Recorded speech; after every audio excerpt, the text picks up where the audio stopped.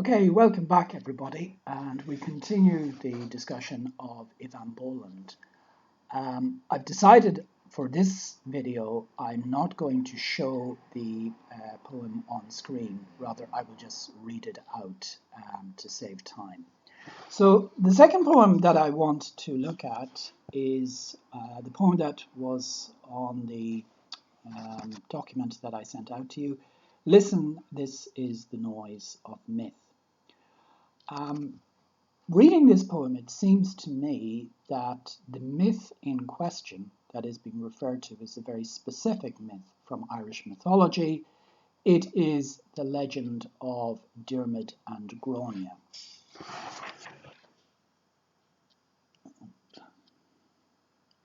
So we have three characters in this legend, three main characters: Finn, Diarmid, his friend, and Grania. Finn was to marry Grania, but on the night before the wedding, at the banquet feast, Grania eloped with Diarmid, and Finn pursued them across Ireland. So this is the legend of the absconding lovers, Diarmid and Grania. This is the story of a man and woman under a willow and beside a weir, near a river in a wooded clearing. They are fugitives, intimates of myth. One of the elements of this story, of this legend, was that Diarmid and Grania hid in the forests of Ireland while they were being pursued by Finn and his followers. So again, we see this reference to nature here and the forest, the willow tree, a weir, a river, a wooded clearing. They are fugitives. They are people on the run, intimates of myth. The phrase intimates of myth is important. Why? Because generally speaking, when we think of the mythical character, we don't think of them as intimate, rather we think of them as epic, as symbolic figures representing a nation or a people.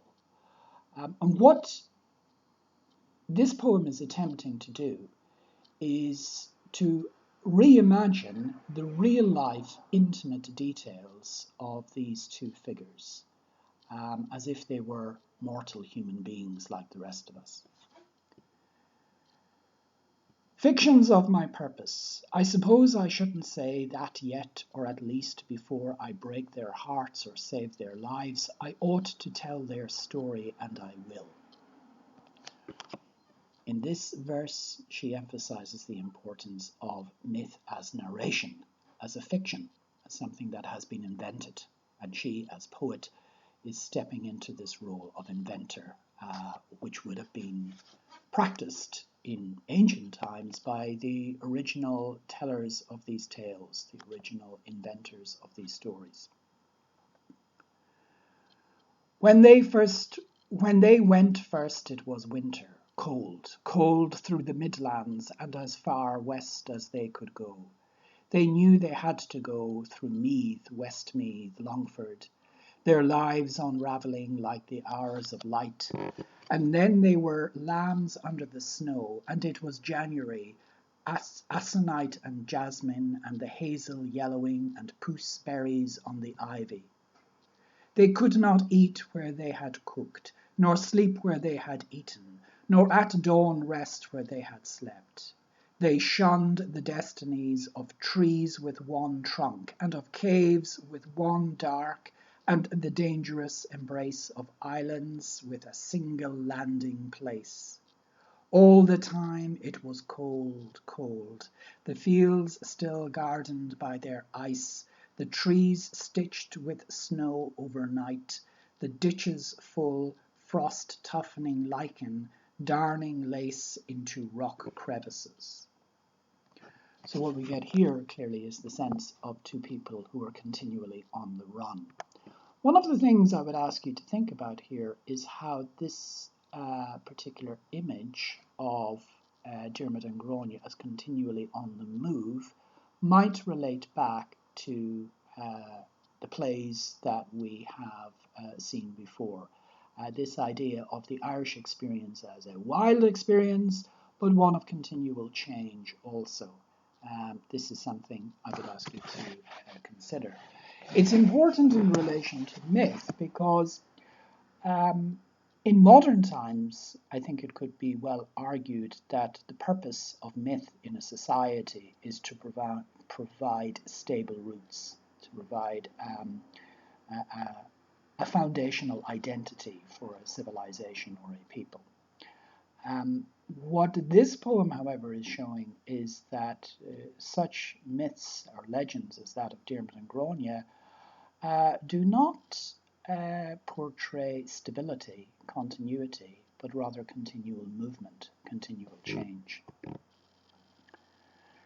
And then the woods flooded and buds blunted from the chestnut and the foxglove put its big leaves out, and chaffinches chinked and flirted in the branches of the ash. And here we are where we start from, under a willow and beside a weir, near a river in a wooded clearing. The woman and the man have come to rest. Okay, I'm going to leave the poem at that point, but just to draw your attention to the names of trees, of flowers, and of birds in Eavan Boland's poetry. All of these are very detailed, and they convey to us the immersion in the natural world that these characters from Irish mythology experienced. So in that last verse, check for yourselves the meaning of these words, the chestnut and the foxglove. The chestnut is a tree, the foxglove is a flower, and chaffinches chinked, the chaffinch is a bird.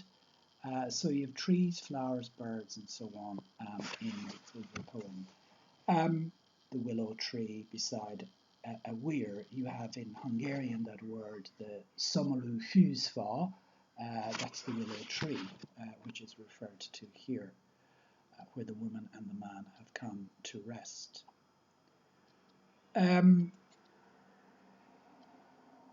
So, the main point I want you to pay attention to here is how the poet explores myth not so much in an epic sense, but rather in the sense of intimacy. And I'll go back to that first verse, intimates of myth. The other Boland poem that I would like to turn to is The Making of an Irish Goddess, which was another poem that I asked you to read for today. So again, please, if you get this poem in front of you and read it as I read it, we'll consider it together.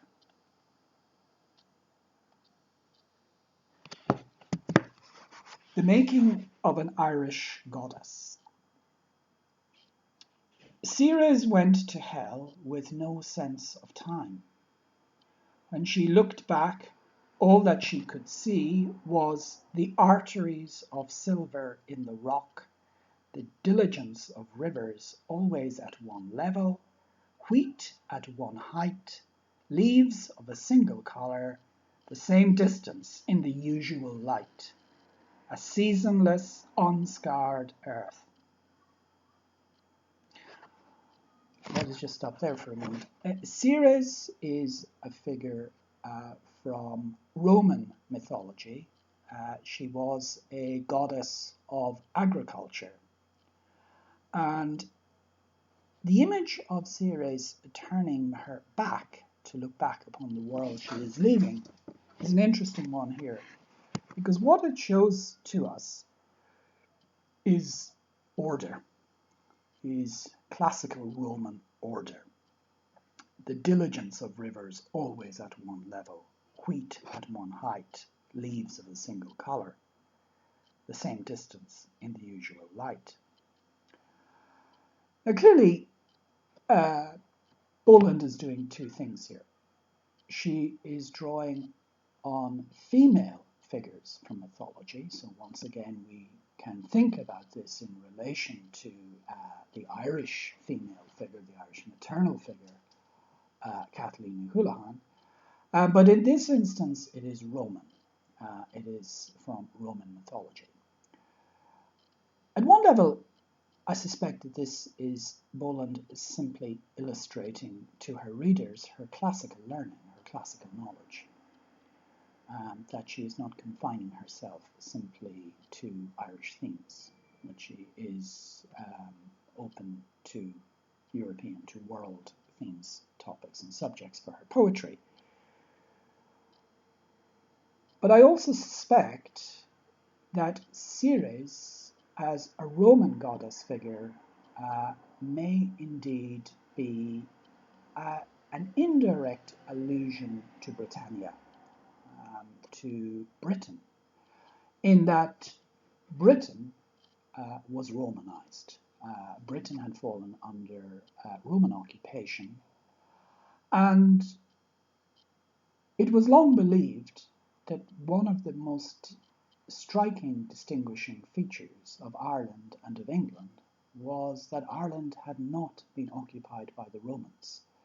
Now, recent archaeology has disputed this and argued that, in fact, there were Roman settlements in Ireland, but the extent of those settlements appears to have been very limited, by contrast to England and the rest of Europe.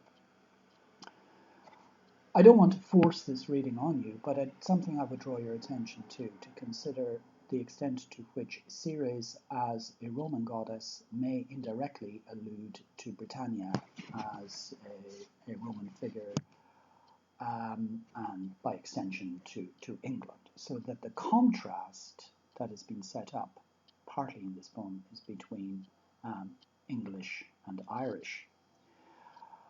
Of course, the other thing, as I said earlier, is the female dimension. And one of the things that I think Boland is alerting us to is the importance of the female presence in mythology. That in many respects, the feminine female figure was of equal, if not greater importance at times in various ancient mythologies to that of over that of the male figure.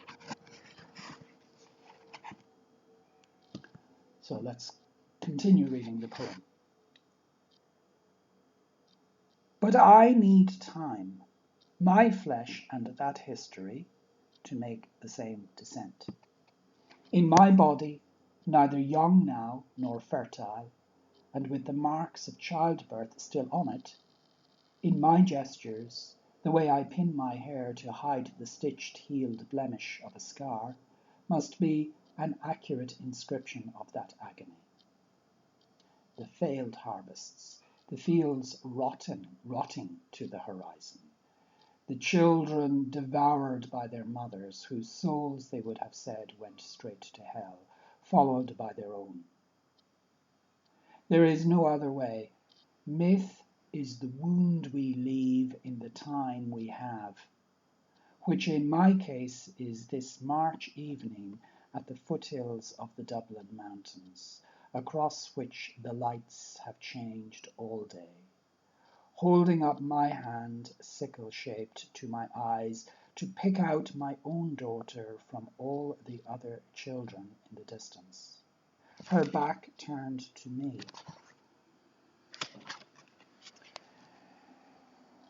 Now, the question is this in the poem: if Ceres is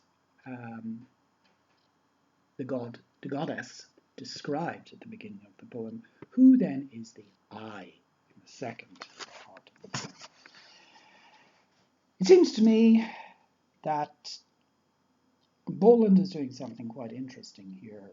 She is slipping between the I as a personal identification for herself as a woman,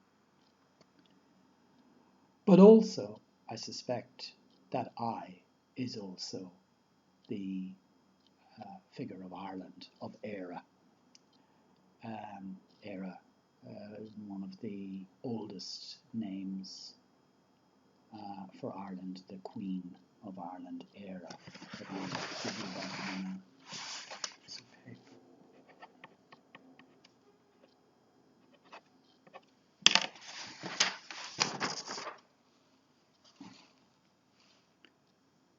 There.